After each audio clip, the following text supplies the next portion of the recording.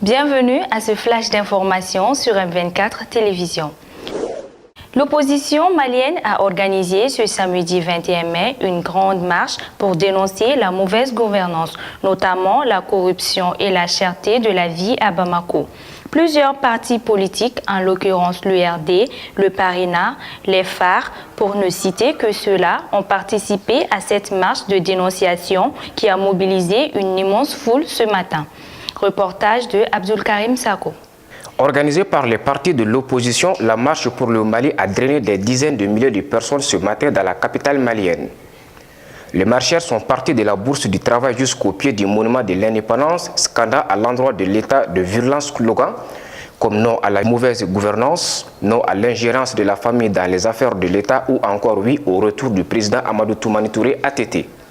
Parmi les marcheurs, on note la présence de leaders nationaux comme l'honorable Mamadou Awa Gassama, d'anciens ministres tels que Djibril Tangara et bien d'autres leaders politiques, notamment Tcheblé Dramé, président du Parina, le chef des files de l'opposition, l'honorable Soumaïla Sissé et non moins président de l'Union pour la République et la démocratie URD, qui a vaillamment harangué la foule à travers un discours très critique vis-à-vis de l'État. Mon Dieu, où est le gouvernement? Où est le gouvernement? Le gouvernement, il faut regarder l'ORTF. Ils sont dans les séminaires.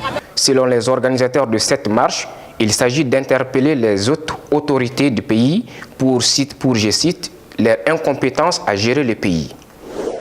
Dans le nord du Mali, plus précisément dans la région de Ménaka, deux humanitaires maliens de l'ONG Médecins du Monde, MDM Belgique, et leurs chauffeurs ont été libérés sains et saufs après un bref enlèvement jeudi 19 mai par des hommes armés. Les assaillants ont emporté les deux véhicules, laissé sur place 3 de nos agents et ont emmené avec eux le restant de l'équipe.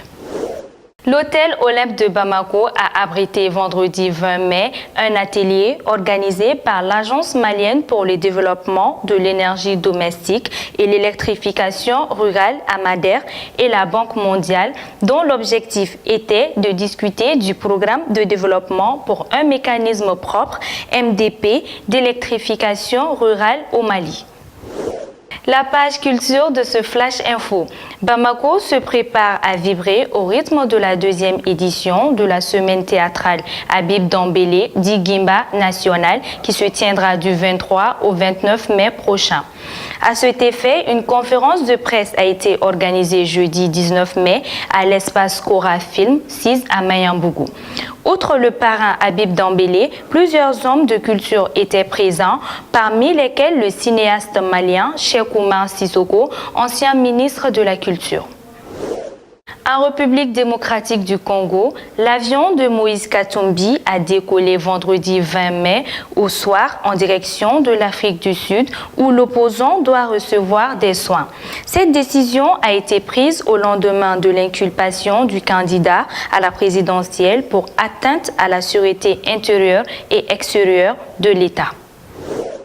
En Tunisie, la révolution dans le paysage politique tunisien, la deuxième force du pays, le parti islamiste Ennahda, doit entériner la séparation de ses activités politiques et religieuses au cours d'un congrès qui se tient du vendredi au dimanche.